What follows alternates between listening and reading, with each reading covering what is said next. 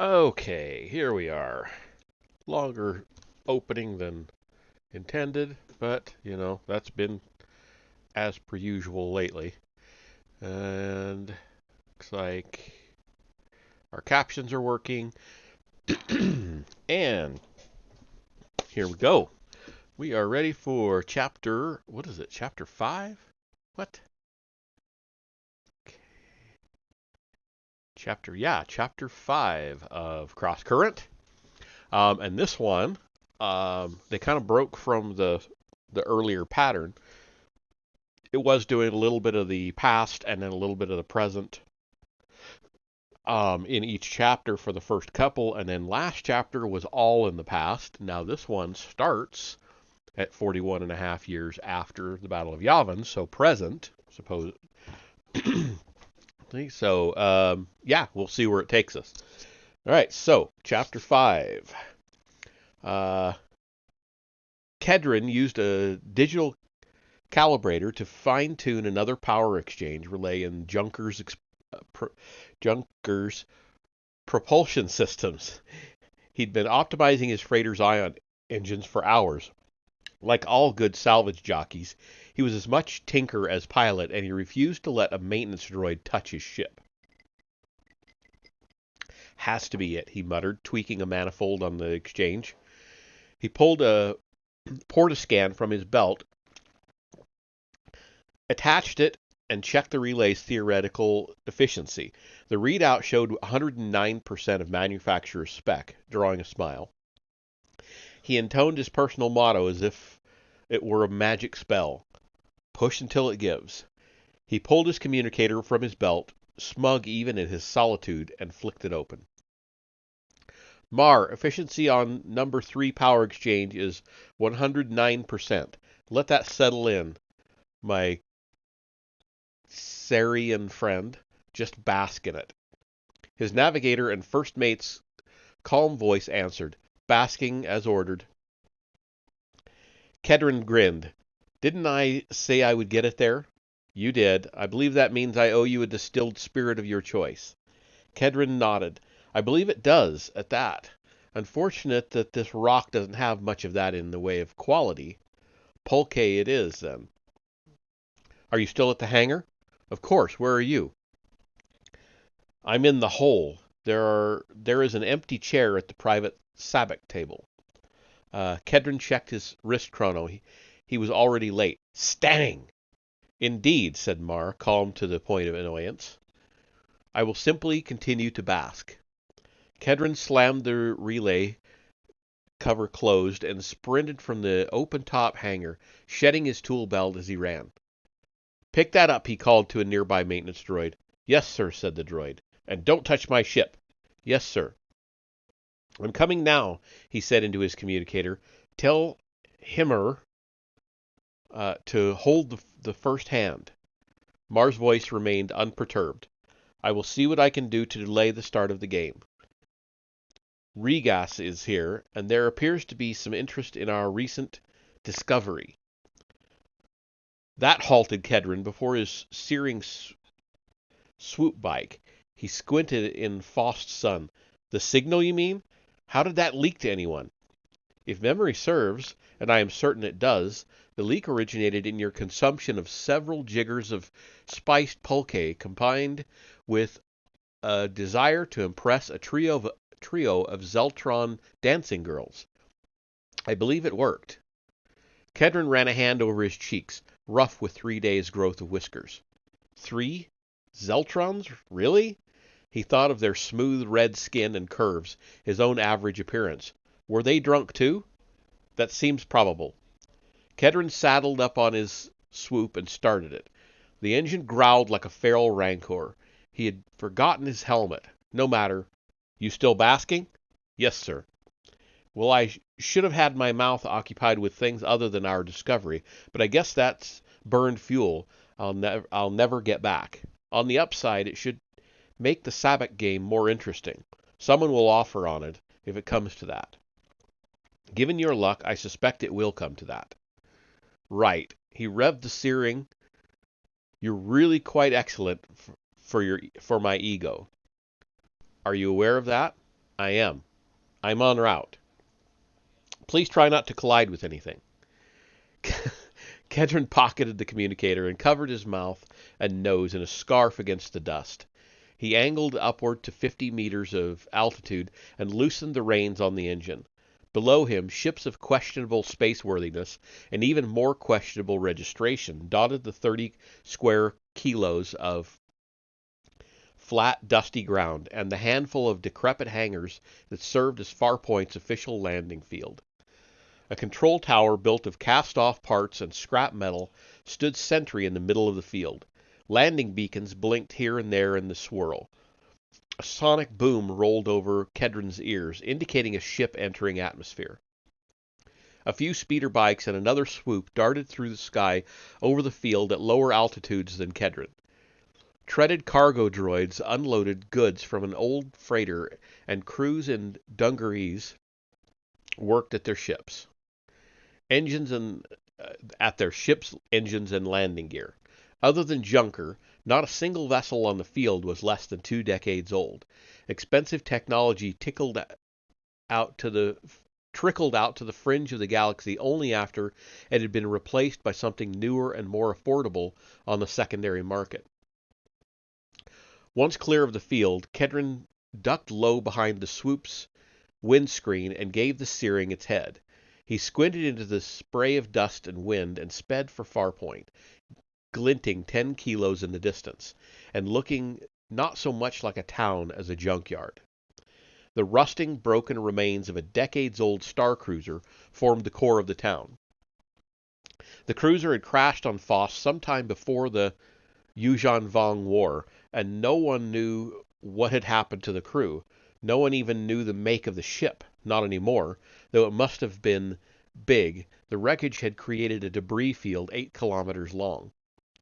Kedron thought it likely that it had been a wayward Chiss ship, but if so, the Chiss had never come back to recover it. Over time, the rusting hulk had accreted a community of scoundrels around it, almost as though it had its own gravity that pulled only at criminals and rogues, or just those for whom the galactic core meant not luxury, but overcrowded cities and too many laws. Over the decades, Farpointers had torn apart, added to, and remade the ruins of the cruiser so many times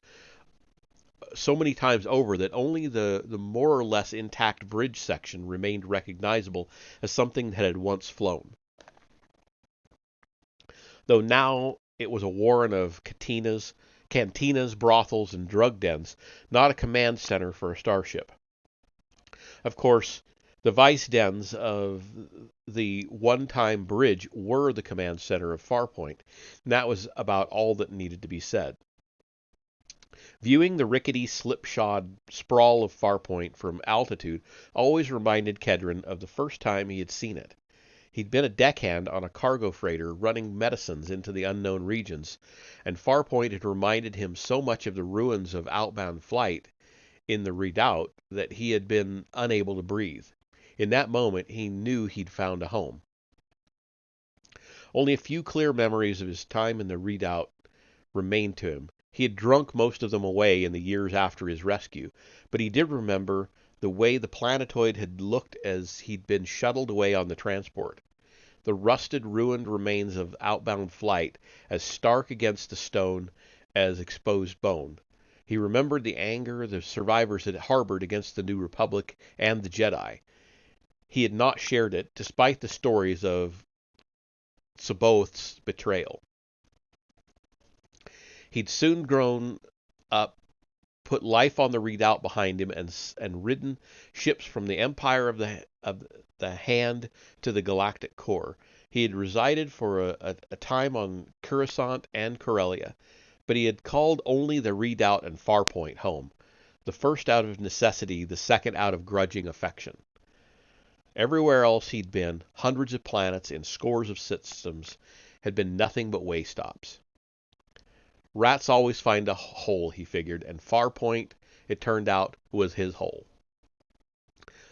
Above him, the setting sun turned the ambient mineral dust in Foss atmosphere into bands of orange, yellow, and red that bisected the sky, a rainbow that wrapped around the world.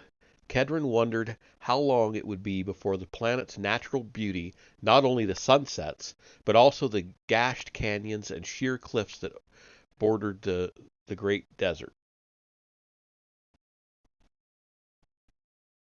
Oh, that bordered the great desert, turned it from a back rocket launching point to the unknown regions and into a tourist destination. There's a weird break in the sentence, sorry.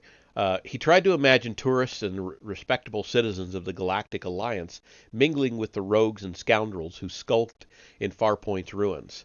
The thought made him laugh out loud. He decreased altitude and speed, the roar of the swoop growing throatier as it hit the outskirts of the town. Ramshackle buildings made from cast-off materials leaned like drunks against the more sturdy structures built from the crashed starship's bones. The large reptiles native to the planet's deserts, ancharaxes, pulled carts and wagons through the packed dirt streets, snarling in their harnesses side by side with ancient land speeders and even a few wheeled vehicles. Kedron weaved his way through the street traffic, leaving a trail of curses in various languages in his wake, until he reached the Black Hole, his cantina of choice. Corrugated shipping containers, welded together like a child's building toy, made up the bulk of the hole. Smoke, discordant Yerk music, laughter, and conversation leaked out of the rough-cut holes that served as windows. He spotted Mars' parked speeder bike, put the steering beside it, powered it down, activated its anti-theft security, and hopped off onto the packed dirt road, avoiding the inevitable mines of the Ancharax dung. A trio of Zabrak lingered on the street outside the hole, the horns jutting from their heads as irregular in size and formation as Farpoint's buildings. They chatted in their rapid, coarse language, each with a tin cup of pulque from the hole's stills in their hand. Kedron knew them by appearance but not name. He nodded and they returned the gesture. A hulking hook sat on a crate outside the hole's door, a light blaster cannon that looked old enough to have served in the Yuzhanvong War, normally a crew-served weapon, hung across his scarred chest, suspended by a strap of Ancharax leather.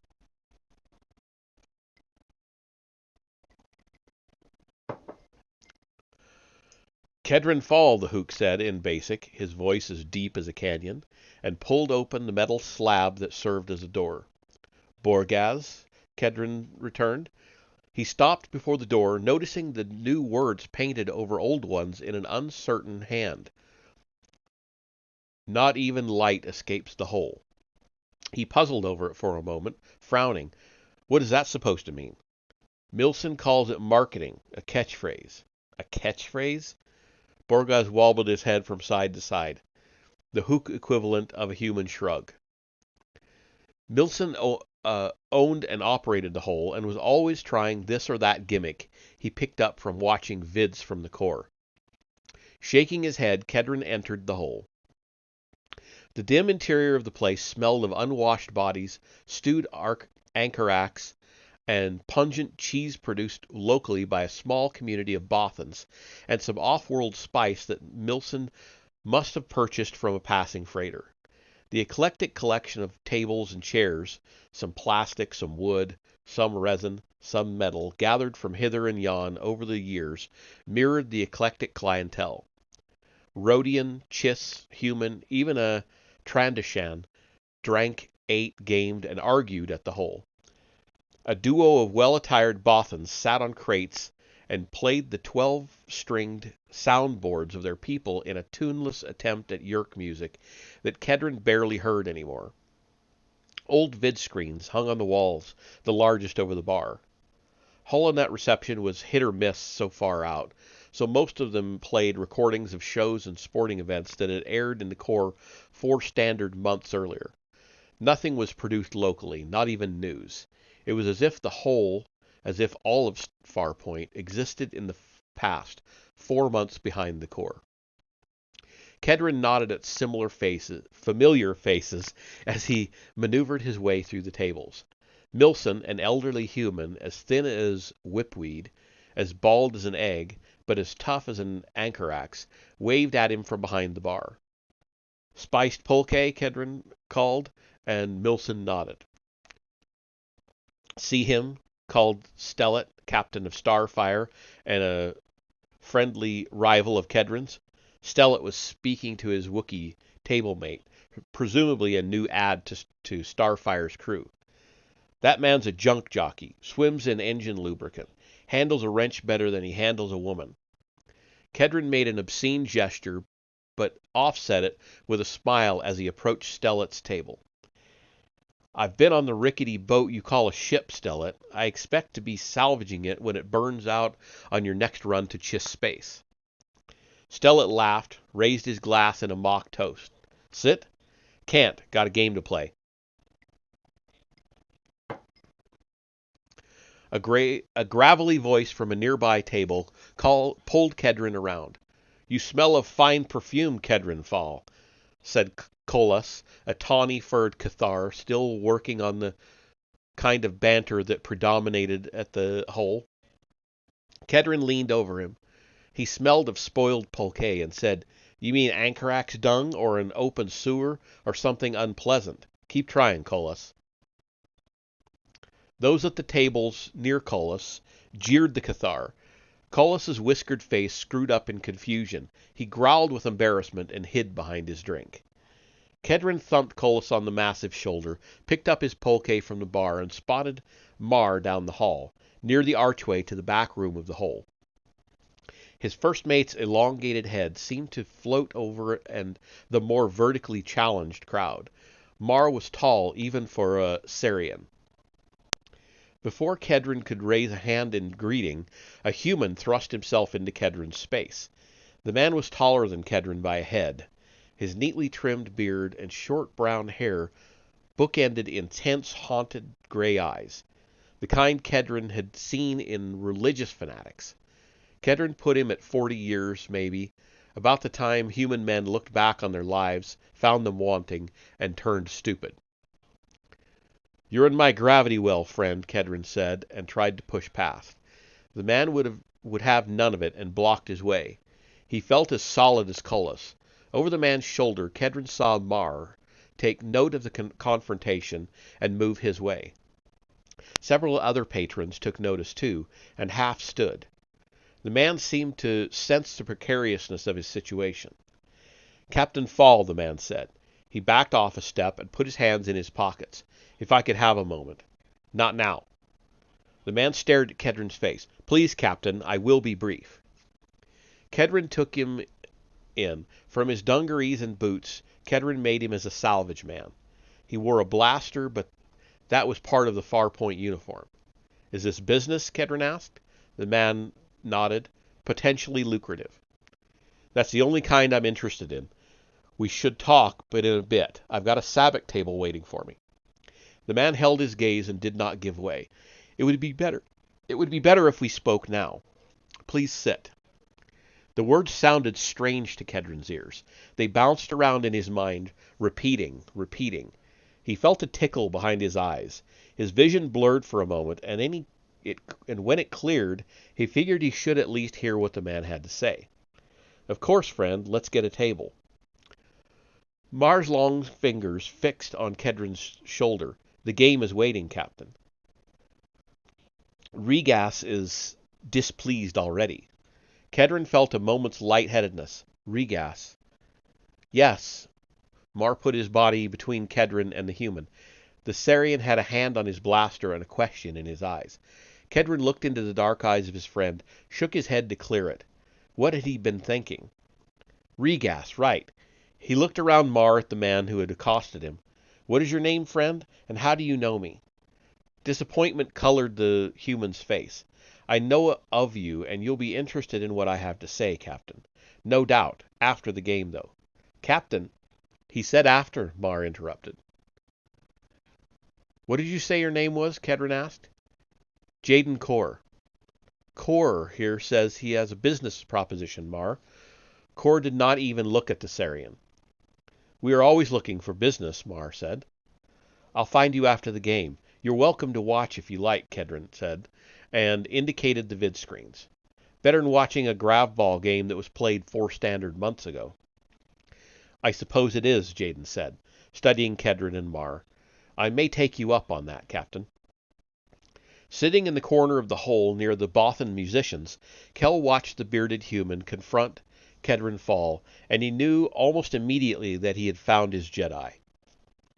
He imagined the sharp tang of the Jedi's soup, licked his lips, and stood. For 2 standard weeks he had prowled unnoticed among Farpoint's streets, cantinas, and gambling dens.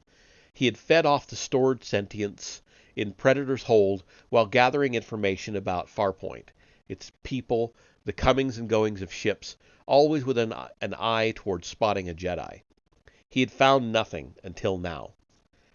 The Jedi had been posing as a scrap dealer from the core. He must have been shielding his Force signature. But Kel had felt the flash of power when the Jedi had used the so-called mind trick on Kedron Fall. Therefore, Kel smiled at the echo of Weirlock's syntax. The Jedi clearly had urgent business with Fall, and that information allowed Kel to put together the puzzle of Krait's vision, to see Weirlock's sign and perhaps his own. He had heard the gossip that Junker had happened upon a promising salvage opportunity, of course, but such stories were not uncommon in Farpoint. He had thought there was little to distinguish it from any others. But now he suspected otherwise, because the Jedi must have thought it different from the others, and that meant that Kel had found his sign. He would get his answers when he determined where the salvage opportunity was located. He would have wagered much that it was on the icebound moon in orbit around a blue-ringed gas giant, the image of which Weirlock had impressed on Kel's mind. Kel imagined lines crossing, knotting together, the warp and weft of fate's skein, meeting in the corrugated confines of the black hole, and leading outward into the unknown regions and Kel's destiny. Over the Bothan's music, over the hum of conversation, laughter, and vid-screens, Kel had heard the Jedi say his name to Kedron Fall, Jaden Kor. The name sent a thrill through him. He savored the syllables, the sounds, an incantation that would summon him to revelation. Jaden Kor, he whispered. The Bothan musicians built their song to a climax, staring at and past Kel without seeing him. Kel followed his perception to see fate lines as the Bothan music died. The room became a net of glowing tethers, but Kel had eyes only for the tendrils of red and green that spiraled around the gray-eyed Jedi. He wound through the crowd, almost invisible to those in the hole. Perhaps someone saw him for a moment, but he flickered in and out of perception with such smoothness that they probably registered him only out of the corner of an eye as a fleeting shadow, or a ghost. A table erupted in shouts as someone scored in the grab-ball game, blaring on one of the vid-screens. Kor stood in place, arms crossed, staring after Kedron Fall, motionless and placid amid the frenetic activity of dancing girls, servers, and patrons in the hole. Kel fell in with the activity. His feeders roiled in his cheeks as he closed on Kor. He could not take his eyes from the back of Kor's head, could not pry his thoughts from the imagined taste of the Jedi's soup, the sharp, creamy flavor implied by the power that flashed when the Jedi had used his mind trick. Kel's appetites were driving him, he realized, making him incautious. He recognized this, but he recognized, too, that if revelation were ever to be his, it would come through the soup of a Force user. Perhaps this Force user, he thought. He glided behind Kor, near enough to touch him, and stopped there. His feeders twitched. The effort to keep himself shielded even from a passive Force user strained him. His Dane Nossi tangled themselves with Kor's squirming silver, green, and red serpents wrestling for dominance. The sounds and smells of the cantina fell away, leaving him and Kor alone in the swirling potentiality of fate, the roiling mix of their Nasi. Kel leaned forward, inhaled the air around Kor. Kor cocked his head, turned, unready for the sudden spotlight of the Jedi's force-enhanced awareness. Kel's perception screens failed him. Thinking quickly, he clutched at the Jedi's coat and stumbled into him as if drunk, the collision of their flesh echoing the collision of their fates. "Pardon," Kel said in Basic, and tried to stagger past. He bumped a waitress carrying a wooden tray laden with glasses of pulque, but she did not even break stride. The Jedi took Kel by the bicep, held him in place. Kel's left hand fell to the hilt of one of his vibroblades. "Are you all right?" Kor asked. Kel looked up and met the Jedi's deep-set gray eyes, underlined by dark circles, and saw the stress and longing written in the broken capillaries of his conjunctiva. For a moment he could not speak. He knew he had met a kindred spirit, that he and Jaden Kor sought the same thing, revelation. And Kel knew that he would find it when he fed on the Jedi's soup. "I am fine," Kel said with an affected slur. "Thank you." The Jedi let him go. Kel weaved into an unoccupied table with a view of the sabacc table and slid into a seat. He felt the weight of the Jedi's regard on the back of his head. It diminished only when Kor walked past him and into the back room to watch Fall play sabacc. Kel waited a few moments, then followed him in.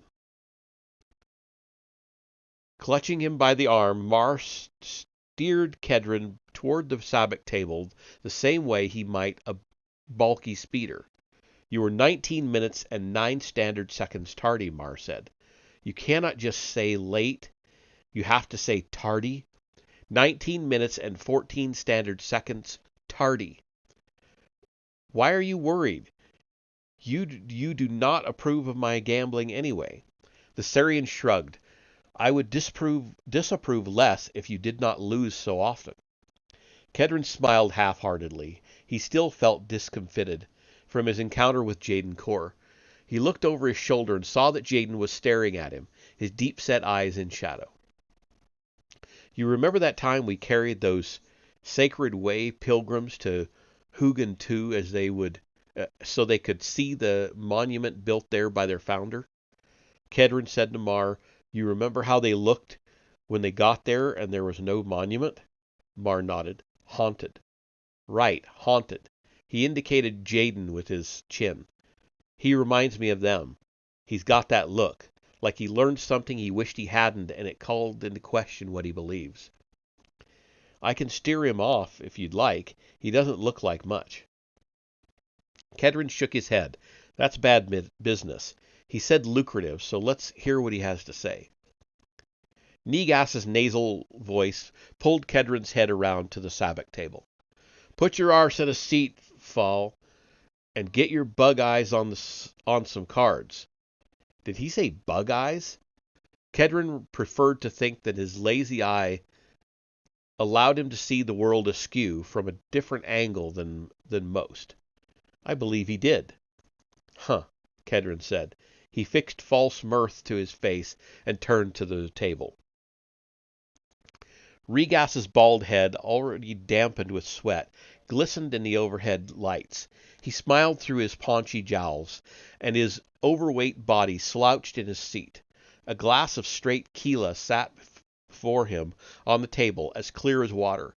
His 2 Weequay bodyguards, their faces as dry and cracked as the leather of their blaster holsters, leaned against the back wall of the room. Both eyed Kedron with the dead eyes of those who harmed others for a living. "Sit, sit," Regas called. Kedron thumped Mar on the shoulder. "Duty calls." "But that Saren comes nowhere near this table," said Regas. "His brain is built for counting cards." Kedron lost even the false mirth. "You spent too much time in hut space. Gotten yourself paranoid. I don't cheat, Regas." "No wonder you never win," said Irsch, also seated at the sabacc table. No wonder you never win, said Irsch, also seated. Sorry. For some reason it repeated the line. The human's long nose and his bushy sideburns, groomed to a point, made him look like he was sniffing the wind for easy marks. He had the twitchy nature of a rodent, and Kedron knew he was into regas for at least 3,000 credits. Oh, I am not here to win. I am here to make the game respectable. Otherwise, it's just a table full of thugs and scoundrels. Save you, Flagon. The old man smiled, a mouthful of rotted teeth. An old-timer in Farpoint, Flagon had been a salvager himself before he retired. Kedron saw his own future in Flagon's thin gray hair, sun-wrinkled skin, and serial gambling. Flagon missed the life because he never had anything else. Kedron could see that. Irsch grunted, tapped a credit on the table, spun it under his finger. A junk jockey don't make a game respectable. You pull any rubbish out of the sky recently, junk jockey? Why, Kedron said to Irsch, you lose your ship somewhere? Irsch's expression hardened. His sideburns pointed accusation at Kedron, though he could rarely hold Kedron's eyes. Kedron figured his eyes made Irsch uncomfortable. You calling my ship trash, Fall? Kedron stood behind his chair, the comforting weight of his blaster on his thigh, his eyes all innocence. Calling your ship trash would be an insult to trash. Irsch stood, a calloused hand on his DL-21 blaster pistol. Kedron lost his smile. A man skins his weapon at this table. He must be ready to use it. You think hard, Irsch. He let his hand hover over his own IR-5. Sit down, Irsch, ordered Regas, tapping the table with a finger as if summoning his pet. We need 4 to play. Irsch stood as if he had eaten... Irsch looked as though he had eaten something foul as he sat back down. One day, Foul. One day. Any day that takes your fancy, Irsch. Any day. Please sit, Kedron Fall, said the dealer droid. Himmer and one of its dexterous metallic hands gestured at his chair. Himmer's voice changed from male to female in mid-sentence, a manufacturing defect that had either slipped past quality control or reflected the odd sense of humor of a worker at the plant. How it had ended up in Farpoint, owned by Milson, Kedron had no idea. Himmer was a fixture to the whole and always had been. Kedron accepted the droid's invitation while Flagon threw back a long drink of pulque, slammed his empty glass down on the table, and said, Now that the preliminary posturing is out of the way, maybe we can see some cards, eh? Everyone chuckled, but none sincerely. Corellian Gambit rules, players? Asked Himher. All 4 nodded, and Himher's mechanical appendages turned to blurs. Kedron sank into the game as cards floated across the table. Flasks, sabers, staves, and coins. Credits slid across the tabletop, one hand after another.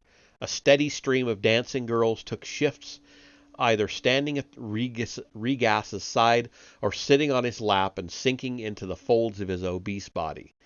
He gave a few credits to those he favored. Other spectators and hangers-on trickled in as the stakes grew larger, the game more intense.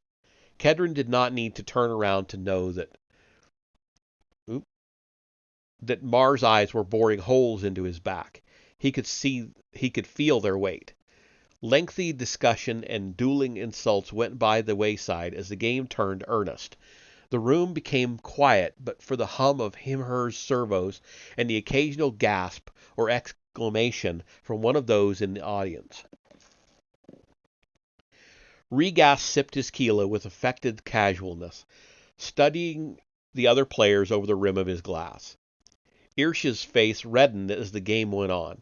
He slammed back pulque about as fast as the servers could fill his cup. Kedron barely touched his own drink. His sobriety was not rewarded. Over the next 4 standard hours, Kedron's cards fell about as well as they usually did. He watched as bad luck and bad play eroded his pile of credits, while growing regases into a mountain. He kept his rising irritation from his face, but the clench of his jaw made it hard to separate his upper teeth from his lower. A headache nested in his left temple, and he could not shake it. He played to push things, not to win, but it annoyed him to lose to Regas. "Refill me, will you, dear?" Regas said to the haggard-looking blonde dancing girl perched on his lap. He jiggled his ice and wore a smug smile that Kedron would have preferred to wipe off with a power sander. "Me too," said Irsch, and the dancer snorted with contempt. "Hey!" While the dancing girl bounced off Regas's lap and ignored Irsch, Regas grinned at Kedron. "Credits are looking a little thin, Fall." "You, however, look not at all thin," Fall returned. "Nor hirsute." Snickers and a couple of guffaws made the rounds among the spectators, who formed a ring around the table. Regas's false smile hung on his face as if painted there, but his eyes turned hard. As if summoned forward by his anger, Regas's pair of Weequay bodyguards left their perch along the back of the wall and slunk through the crowd until they stood at its edge. "You play about as usual," Regas said. Kedron shrugged. "Some beings are born lucky, some are born pretty. Never both. I suppose that makes you lucky." Even Irsch snorted, though he tried to hide it in a cough. "The bet is to Regas," Himher said, in its voice changing to female when it said Regas. "All in, Himher," Regas said, pushing his sea of credits into the center of the table and staring at Fall the while. "Regas Vance is all in," the droid said, and an excited susurration, I've never heard that word before, went through the spectators. Irsch grunted, folded his cards in disgust. "Out." Flagon looked first at his cards, then at Regas, then at Kedron. "It seems this is between you two. Good enough. Out." "You are short, Kedron Fall," said Himher, studying Kedron's remaining credits. "Please produce 642 credits, obtain credit in that amount, or cede the hand." The crowd murmured. Kedron stared at his credits as if he could cause them to breed and multiply through force of will, all the while seething over ceding anything to Regas. "Mar," he called over his shoulder. He stared at Regas, daring the fat clown to object to Mar's presence at the table. Regas made a dismissive gesture, a king granting an indulgence, and eased back in his chair. The Sarian appeared beside Kedron, his face composed. "Don't say a criffing word about losing," he said, and Mar's mouth stayed closed. "What do we have?" "What we have is sitting in front of you," Mar answered. Kedron nodded. He had figured as much. He looked up, thinking to save face by making light of the situation, and spotted Jaden Kor in the crowd. The man's gaze pinioned him, and concern carved grooves into his brow. Kedron looked past him, smiled at some random spectator, and tried to laugh, though anger and embarrassment made his voice too tight. "Anyone out there have 642 credits to loan?" Laughter moved through the crowd. Kedron downed his pulque, and when he looked up, he'd lost Jaden. He scanned the crowd, picked him up again, sliding around the perimeter of the room. The man was smooth. He was not sure Mar had correctly evaluated him as not looking like much. "No one?" Kedron asked. The laughter died. Kedron faced Regas and held up empty hands. "It appears I'm short." Regas grinned through his jowls. "So it appears. Perhaps you'd consider putting something other than credits at risk." Kedron knew what was coming, but played along. "Such as?" Regas took a sip of his drink, smacked his lips, both of them glistening wet in the overhead lights. "The coordinates of the signal you picked up. Word is there might be some value in the site. If that word is legit, we can throw those in and call it even." "You in the junk business now? Selling narco not earning you enough?" The crowd let out a collective ooh at that. Regas lost his grin. His upper lip twitched. I am trying to do you a favor, Kedron Fall. You don't even know what's there. I don't know what's there. It could be valueless, a crashed survey droid. Kedron did not think so. He thought he had stumbled upon an unoccupied base of some kind. There was bound to be lots of value there, in electronics if nothing else, and he had probably told the 3 Zeltron dancing girls exactly that, and he had told everyone, including Regas. He cursed himself for a mouth that ran like a bad power manifold, always opening at the wrong time. Regas leaned forward, his fat folding over itself a few times. There's always something of value floating in the black, correct? Isn't that what you salvagers say? Kedron said nothing, thinking that Regas's mouthing the salvagers' motto somehow soiled it. Regas made a show of sighing before he stood and started reeling in the credit pool. If you'd rather just cede the hand, then... Fine, Kedron said, and had to unclench jaw and fist. He would not cede the hand to Regas Vance. Done. Regas held his pose over the table for a moment, a bloated, half-drunk, smug dragon hovering over his hoard. He sat down and fixed Kedron with a hard stare. Let's get them on the table, then. My word is not good enough? The table, Regas said. The coordinates, Kedron said to Mar, who still stood at his shoulder.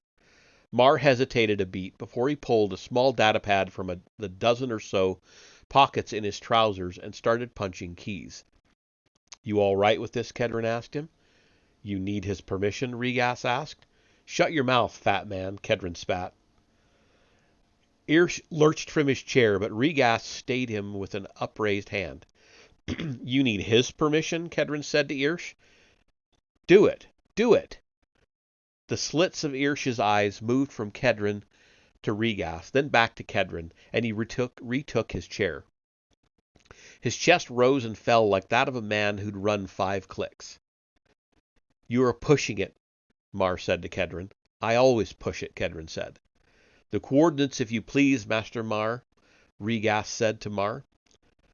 Mar, Kedron said in his tone, his tone soft. Sorry. Mar made eye contact with no one as he punched the coordinates into the pad. You are the captain, he said, his tone equally soft. Kedron almost reconsidered. Mar's disapproval was as tangible as the heat in the room, and Kedron valued Mar's opinion above all others, but the smugness in Regas's expression beat wisdom off with a stick. You keep all those numbers in your brains, Sarian? Regas asked. Mar stared at him from under the cliff of his brow, but said nothing. The Sarian removed the storage crystal from the datapad and placed it in the center of the table. It caught the light, flickered like a diamond. Good luck, Mar said to Kedron, and withdrew into the crowd. Kedron felt his absence. Mar's presence offered Kedron something he could not quite articulate, something solid, something certain. Word of the wager and brewing confrontation must have spread through the whole. A few dozen spectators crowded the room, elbowing out space and craning necks. Give me fake coordinates, Regas said, and well, you know. Kedron looked past Regas to his Weequay bodyguards. Jaden Core, now standing behind Regas's bodyguards, stared back at him and slowly shook his head. Kedron ignored him. Like I said, I don't cheat, Regas. Not ever. I take my losses when that's how the cards fall. So you do, Regas sipped his Keela. Deal him her. An accord over the wager has been reached, said the droid, and dealt. Kedron studied his hand, his heart racing. He was not so much concerned about losing the coordinates to Regas as about simply losing to Regas in front of a room full of people. His first 4 cards included the Master and brought him to 19, a mediocre hand. He stared across the table at Regas, trying to read his cards in the set of his lips. Nothing. He dared not call at 19. Kedron Fall asked him her.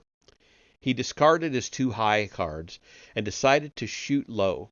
Him-Her skimmed 2 cards across the table. Kedron eyed them, Balance and the Evil One, and it took a few moments for their value to register. He did the math in his head again and again. -23. Regas, Him-Her said. Call it, Regas said, and he sat back in his seat. Kedron tried to answer Regas's smugness with his own. He savored the moment, flipped his cards. -23. Gasps and applause broke out in the crowd. Only a positive 23 could beat him. Regas's face fell. He stared at Kedron's cards a moment, his neck blotchy, before flipping his own. 23 to the right side of 0. More applause. What? Kedron asked, staring at the cards, too stunned to say anything worthwhile. What? Irsch's laughter was like a wood rasp on Kedron's nerves. Flagon just shook his head and started counting his remaining credits. The hand goes to Regas, Him-Her said, and the room erupted into cheers, boos, and applause, all of which swallowed Kedron's curses. Regas waited for the hubbub to quiet before collecting his winnings. Kedron's mind raced. By the time the sausages of Regas's fingers had pulled over his hoard, Kedron had his angle. To Regas he said, I guess it'll take you a few days to hire a salvage crew and get them off to the site. I guess it will. You need work? From you? No, I was just thinking that timetable means. Mar and I will have to get out there quick. Don't worry, though. I'll leave you enough to at least pay for the fuel you burn getting there. The room went completely silent. Regas stared at him, red-faced, body tense. The Weequay put hands to blasters, waiting on the order from their boss. Jadencourt loomed behind them, his face the only one in the room showing neither shock nor concern. Huh? Irsch said, looking from Kedron to Regas and back again. Surely you did not think I was offering exclusive rights to you, Kedron said to Regas, waving a hand as if the very notion were absurd. Him-Her, did I say exclusive? Exclusivity was not mentioned in the accord, the droid said. Regas's mouth opened and closed a few times. Hate swam in the rage-filled pools of his eyes. A few chuckles made their way through the audience, and Kedron thought he might have pushed just enough for something to give. He had embarrassed Regas badly. The hate lingered for only a moment more in Regas's face before he turned expressionless, as if a light had been turned off. Quite right. Exclusivity was not mentioned. Double or not for exclusive rights, then. Kedron did not hesitate. He leaned forward in his seat. Deal, Him-Her. The crowd shouted and cheered as the cards danced over the table, and hand after hand, with neither one willing to call. Discard, deal anew. The press of bodies in the room made it hotter than usual. Kedron took enormous satisfaction in watching Regas daub his sweat-slicked face with a kerchief.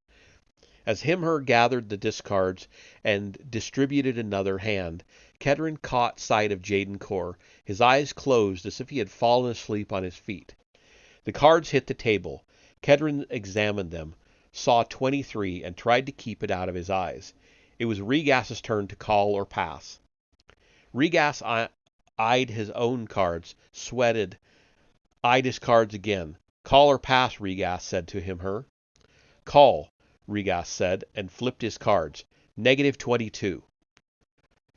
Kedron let him sit a moment with uncertainty, then flipped his own. 23. To the good side of 0. The crowd erupted, and Irsch jumped from his chair, bumping the table, sending credits flying. He cheated! You are a cheating nerf. That Sarian said something to him when he came over here. I saw it. Kedron stood, twitchy, his legs stiff from being so long in the chair. A lie. I don't cheat, boy, and neither does Mar. Mar appeared at his side, solid, reassuring. Regas stared ice at Kedron. Let's talk about this somewhere more private. I don't think so, Kedron said, taking a step back. I'm not asking, Regas said, and signaled his bodyguards with a wave of his hand. They pulled their blasters and advanced. Kedron and Mar pulled theirs, and Kedron kicked over the table as Yrse drew his weapon. Credits and the data crystal flew across the room. People started to scream, to surge toward the exit, and above the hullabaloo, Kedron heard a sound he had not heard in decades, the hum and sizzle of a lightsaber.